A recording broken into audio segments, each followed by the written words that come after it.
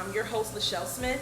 Minority Report is a video blog on YouTube celebrating Black-owned businesses. And on this episode of Minority Report, I'm in Alexandria, Virginia. Yes, I'm occasionally on location, and this is a spot like I just could not wait to get to. Like, me and Bria have been working on this for like what, 3 or 4 months? Oh God, it's been a while. It's been a while. Yeah, it's been a minute. We've been going back and forth, but I'm so glad that I can nail you down and come and visit you at Killa Cakes. Yes. This is Bria Taylor, and when I say sis can bake a cake, she can bake a cake. Now, she makes these decadent desserts with some very unusual ingredients, and I'm gonna have sis break it down. Yeah. Introduce yourself. So I'm Bria. I own Killa Cakes. I've owned this business for about 3 years.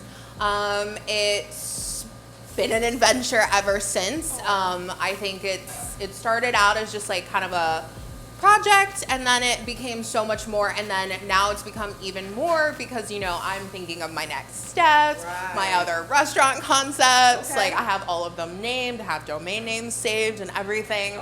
That's like all part of my 10-year plan though. So like we got a while. Like, Mama's in this business for a minute, yeah. Okay, so this is your long-term plan. Yes. Hey man, that's what Definitely. I'm talking about. Now, you're like only 25, but you've been doing this for a little while. You graduated from George Mason University? So I graduated from George Mason University in about, I think, 2016 or I think it was 2016. Time flies. It does. I'm like,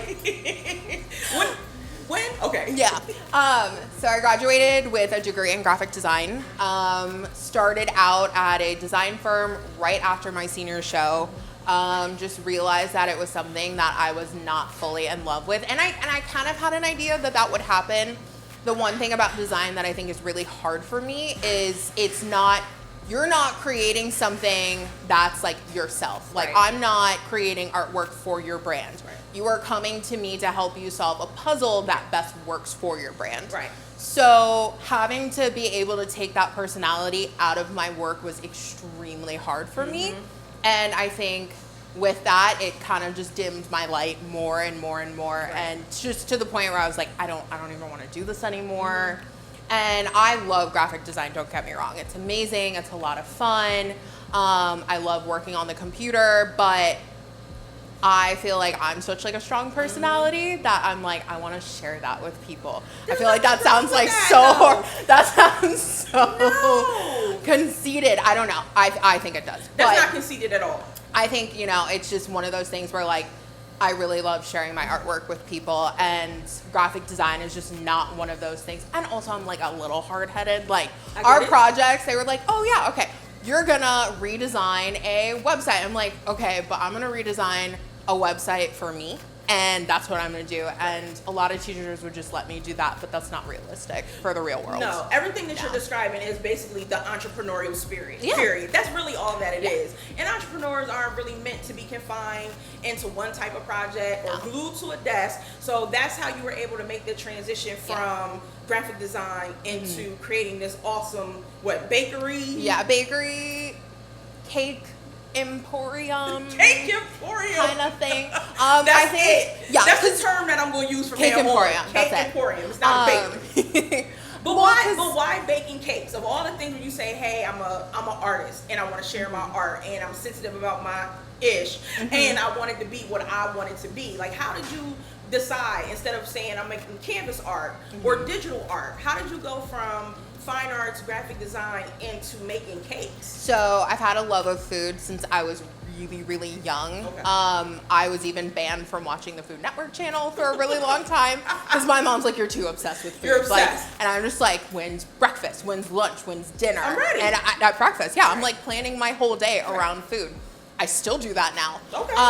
But I think that love of food, now granted it was not a love of baking, I still don't fully consider myself a baker. Got it. I make cakes because it allows me to do the art medium that I need to do, and thus it's part of the process. But like, I'm not out here making croissants and pat a shoe dough and like all of that stuff. Like, I don't know how to do that. Like, if I was on Greatest Baker, like, I'd be like, I don't know what to tell you. No, you're a graphic designer. You're not a culinary visionary. It's like, here's cake. Yeah. Basic ingredients. except you have like a little bit of a twist to it. Now, there's definitely aspects of it in terms of cooking. I love cooking. Okay. I was taught how to cook when I was very young, around like 3 or 4, and that love of food was further pushed into that. Right. But I learned as a young child that it's like you taste, it tastes good, right. You add adjustments, you make changes, but like there's no measurements. Right. Exactly. And that was what was really hard about baking, is it's all measurements. It's all measurements, it's all science. You can't just throw things in there and call it a day. It's really, you have to be very precise about it. And I think that's kind of just a oxymoron of me in general, because I'm very go with the flow. I love making artwork. There's no right or wrong in terms of that. It causes you to be consistent and be precise and use actual measurements and things like that. So it balances you out, because you want to be this free spirit, but baking cakes makes you kind of like stay in your lane. But it's cool that you only make cakes, or you only make cookies, or you only make brownies, and I cannot wait to taste them. Oh, I'm so excited. That is like my favorite thing, hands down, that I make. If you can't tell, like, I'm healthy. So I like to eat too. So we can eat cake together. Exactly. Now, how many cakes or flavors of cake do you have? Is it 10 or? So it's 10 currently. I'm actually in the process of cutting it down because it's a little too much. It's too much. Okay. I mean, going into this business, I'm like, I want 10 different flavors, and everybody's going to be ordering all of them. You shoot to the stars. And when, like, realistically, like, it doesn't work that way. It doesn't work that way. I think I have 5 flavors on my menu that actually have not gotten ordered at all. Okay. And so cutting those flavors down, I really just want to do like some of my more popular flavors. Killa Confetti is my most popular flavor, and I hate it because it's so plain. It's so plain. Like, compared to everything, for me, it's vanilla cake, like sweet cream, buttercream, chocolate, or not chocolate, but like the vanilla golden Oreos and sprinkles, and it's simple.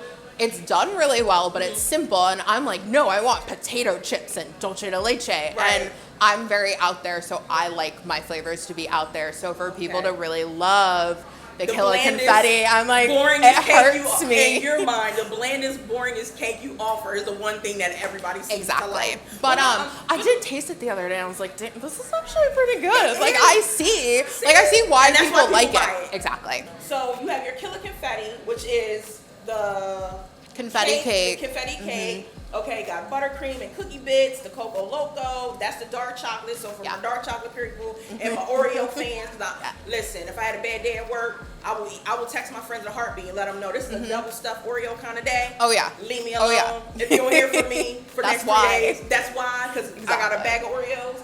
Then you have the Vanilla Gorilla Shorty. Yeah. Shorty?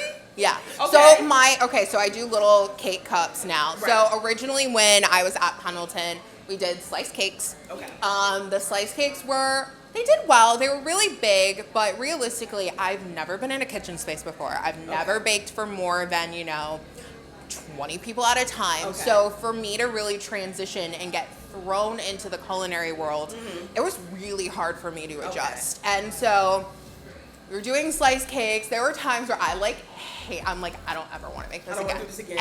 Ever again. Okay. And Ed, who's the owner, or one of the owners of Pendleton, he also owns Chop Shop down the street. Okay. He just really, he's been a fantastic mentor this whole time, but he's just like, if you don't like making cakes, what is it that you want to do? And I pitched him this idea of doing, these little cake cups. Now, originally, it was like a pint, because I'm like, go big or go home. It's a pint of cake, and you're going to eat it, and he's like, dude, that's way too much cake. You need to scale it back a little bit. So what's the difference between your cake cup and a cupcake?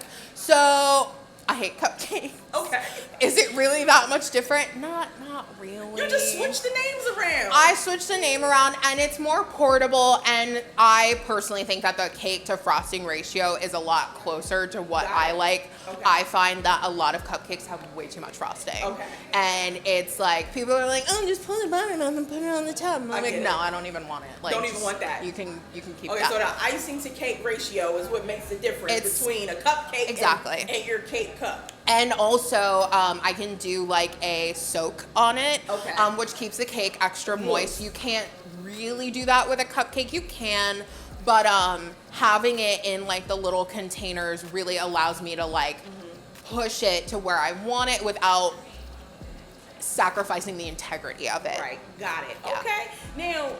Now these are all your like original recipes. This is not like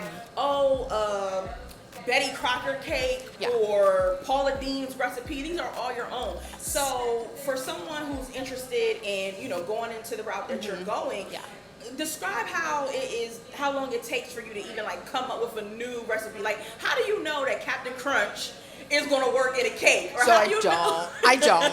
I just try it. I'm just like, that sounds like it would be good. Honestly, a lot of the times my cakes start out with like, okay, what do I think would be really good? So you have 10 different flavors. And you've been trying to scale it down a little bit. Yeah. Because some of them have not sold. And I think that's something that a lot of entrepreneurs have experienced. Like, this product didn't work as well, or this service didn't work as well. So scale it back. But at the same time, you still give people what they want. Yeah. So like I was saying, like these cakes that you offer, they are your original recipes. This is not anything out of a box. It's not Paula Dean. It's not, something you saw on Food Network. No. So how long does it actually take you to come up with the different types of cake and the ingredients? Like, how do you know Pop Rocks is going to work in a cake, or Captain Crunch is going to work in a cake? A lot of it is trial and error. A lot of it is really like fun, but like horrible facts. So I don't like cake in general. Okay. Started at, so I've tasted some of my cakes. I'm like, damn, that's pretty good. That's like, pretty good, I see right? why. But like, I'm not like a cake person. Like, when I go out and I want a dessert, cake is not like cannoli. Yes. Right. Banana pudding. Yes. Right. Cake, not exactly. Right. But and that's your first choice. Not my first choice. I'll eat it, like if it's there. Unless it's boxed or canned frosting, then I'm like, absolutely not. No, I don't. Not. I can't do that. Right, it's not fresh. It ain't gonna taste the same. But I think a lot of it just starts with, I come up in my head with what I think sounds good. Right. I try and figure it out, and I'll look through a lot of different recipes. Okay. Pinterest is an amazing tool where, Everybody you have Pinterest. blogs at your disposal. You have people that have already tried it. Now, there are some things that like aren't there. Potato chip cake, not something that people are doing. Right. So I really do have to go in and test that and figure out how to make it my own and do that. And that comes with any recipe. I mean, realistically, for someone to say like, oh yeah, I've never used a recipe, that's a lie. You're lying. You're lying. Just straight lying. There's some basics that go into it. There are basics. Okay. It's measuring. Now, you can definitely go with a recipe, change it, figure out the different ratios and stuff like that. But, at the end of the day, like, the recipes, like, are now mine. They're all ones that I've tested out 8, 9, 10 different recipes, pulled from different things that I liked, and really created a cake. Now, I can tell you that some of my cakes I'm still testing out. Okay. I'm still working on. It's still an ongoing process, Just like art, like, is it ever finished? Not really. It could always be a little bit moister. It could always be, a little bit richer. It could be a little more balanced. And that comes with everything. And also a lot of the ingredients play a huge part of it. Like the specific white chocolate that you use is going to be different than if you're using like a really good chocolate or if you're using like Hershey's chocolate. Right. Now, I've used Hershey's chocolate. I'm not going to sit here in front like I'm using like Callebaut 96%. Because I'm not. Okay. But, eventually I'd like to get there. I'd like to make sure that I'm using with the richer ingredients. Ingredients, and, that all comes with the price point as well. Now, see, that's another thing that I want to talk about, because we know if you've ever coordinated a wedding or just flat out just got married, you know that cakes are not cheap. Wedding cakes are just not cheap. No, they're not cheap. So then, like, explain to somebody, like, how you come up with your price point, because people are like, why in the world would I spend $700 on a cake? Exactly. Or $800 on a cake? And I don't really think they understand what goes into from conception, idea, to ingredients, to actually getting the cake to the location. Like, explain that to people so they can understand what they're actually paying for. So I can already tell most people my cakes are more expensive than what you're often going to find. And, a lot of that is not just coming from, the recipes. It's not just coming from the ingredients. It's also coming from, like, I'm one person. I am one person, and I'm going to charge because I'm one person. Now, luckily, I just got my assistant Patrick. He's amazing. He's been helping out, and I've had so many great people. I've just had a solid like core group around me. But I'm one person baking everything, decorating everything. Right. And, that's a lot of time and it's a lot of stress. Right. And, from emails to design, buying the groceries, paying for the gas to go get the groceries. Right. Like, there's a lot of things that people don't think of when they think they're getting a cake. They're like, oh, it's a cake and it's frosting and they decorate it, they throw some sugar balls on it and boom, there's your design. But no, like, I'm making those sugar flowers. I'm doing those designs. If you often see like an edible wrap on my cake, that pattern, I designed it by myself. There's a lot more time that's going into these. And realistically, if I actually counted out all the hours that I spend on a design and paid myself correctly, these cakes would be 15 times more expensive than they would actually be, but that's not realistic. And I'm not trying to rob people out of a cake. I do want people to experience it. And I don't want to be the person who's just like, oh, if you don't make over $100,000 a year, like, you're not buying my cake. No, that's not realistic. I do want to cater to everyone. Is why I make my basic batch cakes, because, it made it more affordable to still get a Killa cake without paying that custom Killa cake dollar. Now, you are located in a very, I want to say, artistic, culturally diverse area, like the DMV. There are a lot of Black creatives. There are a lot of indie artists. Who have you been collaborating with, or who have you collaborated with, or who do you want to collaborate with? So there are a lot of really amazing people that I've collaborated with and want to collaborate. I mean, Ruby Scoop, she's an amazing African-American ice cream person who does these delicious ice creams that are so good. We've done collaborations. I did a collaboration with an art studio in DC, and he works predominantly with ethnic artists and just gives them a space to really explore their talents and showcase their artwork, and that was an amazing experience. I've worked with Brightest Young Things, who really just work on creating digital media with people.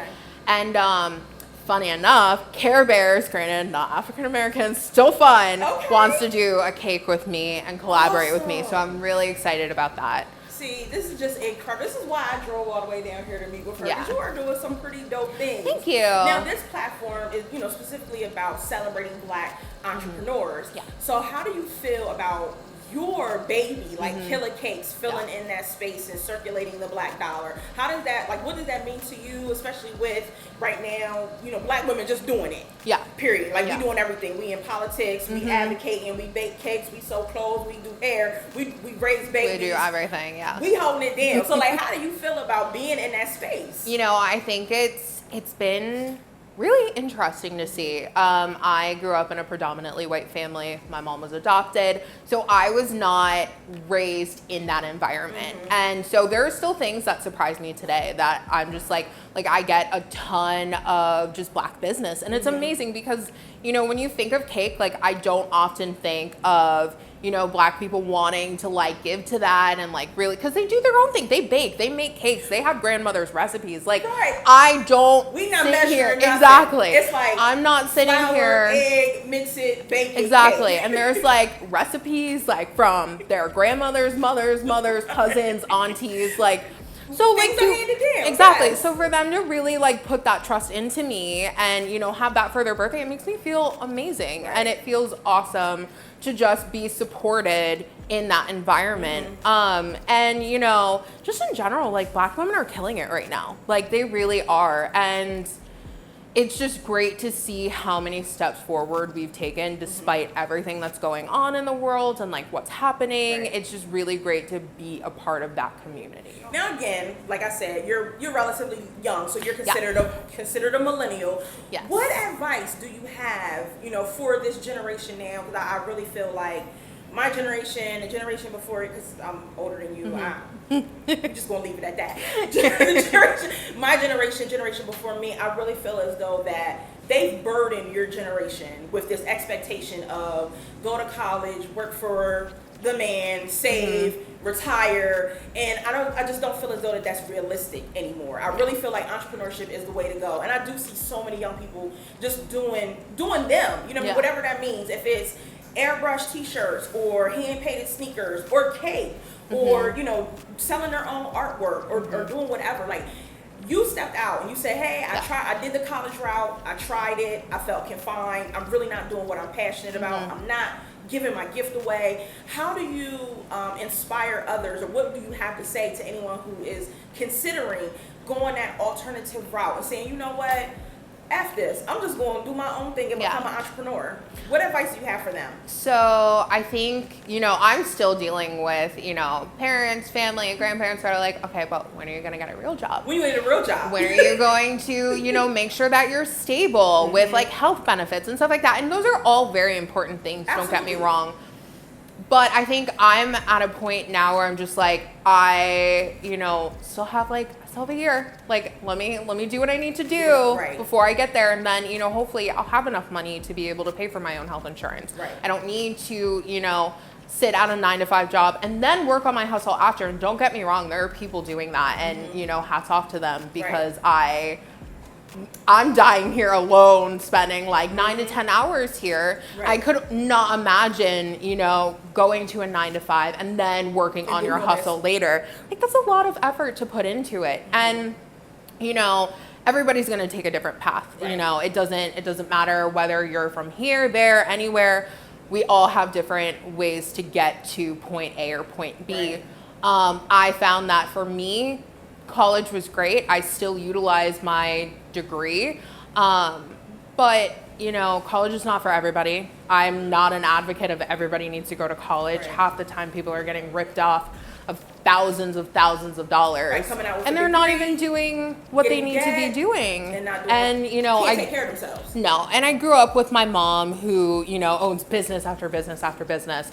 I watched her, be a single mom, raise 3 different kids, and just, kill it as an entrepreneur. And she's living her best life in a mansion in Stafford. Right. And I want that. I want that. But I think, what I have to say about that is just do what you're passionate about.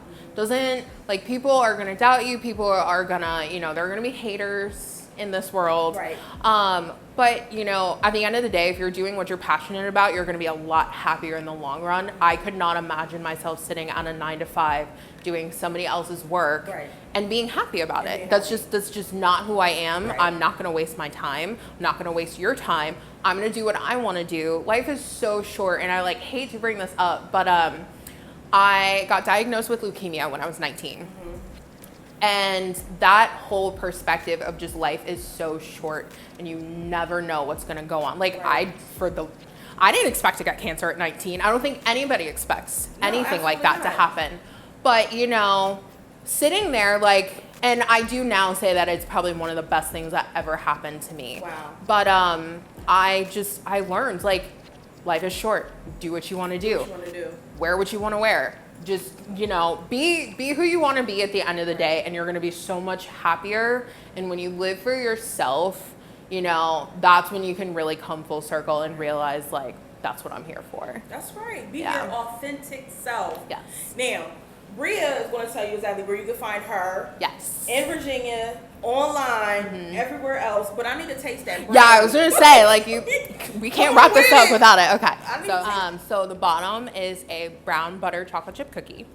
Then the middle is filled with Oreos. And then the chocolate, basically a fudge brownie. And then it's topped with chocolate ganache, which is a little warm in here. So it's a little melted.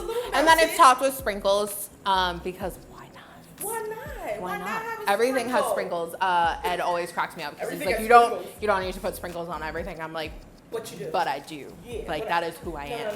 No. We Just bite it. No, don't use that. Okay, just go for it.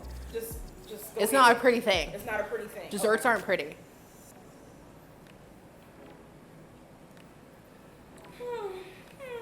Okay.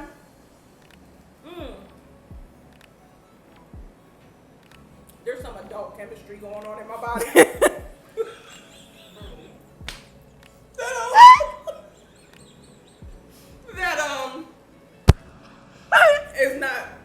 It's not rated G. My baby's off camera. You don't need to hear that. But God. Oh, that's great. It was coursing through me. Oh my God. Okay, I need one more. Okay. Yo, this is good. Lord, where you been all my life? Here in Virginia. Just have to come by. I'm actually, I really am like wanting to, I'm like in the beginning stages of it, of shipping my stuff. Specifically, the shorties are fantastic because they're lidded, they're closed. Right. I don't have to worry about like the decorative aspect of the cake. So I'm not trying to ship like full cakes, at least not now. Not yet. But I really want to figure out how I can do like my brownies, or I'm even thinking of doing like a monthly subscription box where you get sent something once a month. So I'm looking into that. Wait, did you just say cake monthly? Yeah. So monthly subscription box. Now I'm hoping that like it would be like different cakes that I'm testing, whether it be for here or not. But just like, oh, I wanted to try this cake, and yeah. Just got the little Oreo thing. See, I used to have an inner fat girl. She's out. Oh, okay. All the way. All the way. She's free. She's free. But wait, now I did see on your website you have vegan options too, right? I do have vegan options. Which are the vegan options? So we can do Killa Confetti, Coco Loco, Vanilla Gorilla, and the Crunch, all in vegan. Okay. And the biggest thing for that is like I'm a huge advocate for like Fat Girls Unite, whether you're vegan or not. I don't, there's like this huge like health vegan movement, and that's great. That's fine. Awesome. But like, I like cake. Exactly. A lot of vegan people like cake, and I want them to experience cake without it being healthy. Right. Like it doesn't always have to be healthy. There are vegan soul food places that are amazing. Absolutely. I don't think of health when I think of vegan soul food, Right. which, I don't think of health when I think of vegan cake. And a lot of it is also, I don't make vegan cakes just to make vegan cakes. Right. Like I don't take my recipe and then turn it vegan right. and call it a day. Like I really have worked on these vegan recipes, and like if I don't like it, like if I gave it to you and you had no idea it was vegan, you probably wouldn't know. Okay. And that's really important for me. Like I don't want you to have to miss out on anything just because you're vegan. Like if that's your movement and that's what you want to do, awesome. And I want to support you in that movement. Now I'm not vegan. I've thought about it. I did it for like 3 months. Wasn't my thing. It is what it is. But I want to support you in that. Like I'm all for that. Fried, preferably. Exactly. Yeah. It wasn't for me. No, I have had some vegan chicken, fried chicken. That was good. Like, new vegan in DC. New vegan. Bomb. Okay. Bomb. Their mac and cheese is so good. Their chicken drummies are good too. There's like a little wooden stick in it, and it like makes you think that there's a bone in it, but it's not. But they're really good stuff. So if you ever go there, and their garlic kale, bomb. Listen, shout out to all the vegan spots in the DMV. We will be they're so good. Really, really soon. They're really good. I'm gonna finish my cake, and Bria's gonna tell you where you can find her online.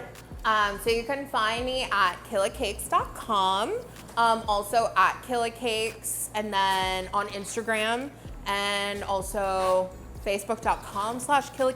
Just search Killa Cakes, and honestly, you'll like come up on everything. Not Cakes de Killa, because that comes up too. But just Killa Cakes. Yeah. Killa Cakes. Yeah. Death by flavor. Death by flavor. Yeah. Cake, cookies, brownies, just die. Pop-Tarts. Munch Tarts. So, okay, not Pop-Tarts. Ignore that. Munch Tarts. Munch Tarts? What are those? So they're like my little. Here, I'll just give you one. We're already here. We're gonna make it happen. But the Munch Tarts are my version of Pop-Tarts. Oh my God. And Ed likes to joke that these are what Pop-Tarts wish they could be. So I'm gonna give you the Pretty in Pink, which is basically an apple pie filling. And then it's covered in a Chinese 5-spice like brown sugar cinnamon mixture, and it's so good. They're like one of my favorites. I'm gonna buy a few of these. Oh, okay. Because we're Pop-Tart people at my house. Ooh, yay. So yeah, and they're amazing. Room temperature, heating them is fantastic as well. All this. Yep. It's so good. Thank you. I hate talking with my mouth full. I'm so sorry, y'all. But this is incredible. Bria, you have been a phenomenal guest. Thank you. I had so much fun. Oh my God, see, that's my goal. Yeah, no, I definitely had a lot of fun. Again, this is Lachelle Smith with Minority Report featuring Black-owned businesses in Alexandria, Virginia, with my girl Bria, Killa Cakes. She's killing it with these cakes. Trust and believe me.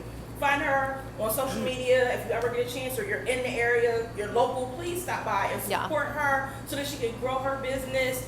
We can get some more air and ovens and refrigerated trucks and I know that, refrigerated truck would be amazing. Yes, refrigerator truck, all that. Yeah. You know, I love everything that you're doing. Thank you so much for being a guest. Thank you so much for having me. And I'm going to check you guys out next time.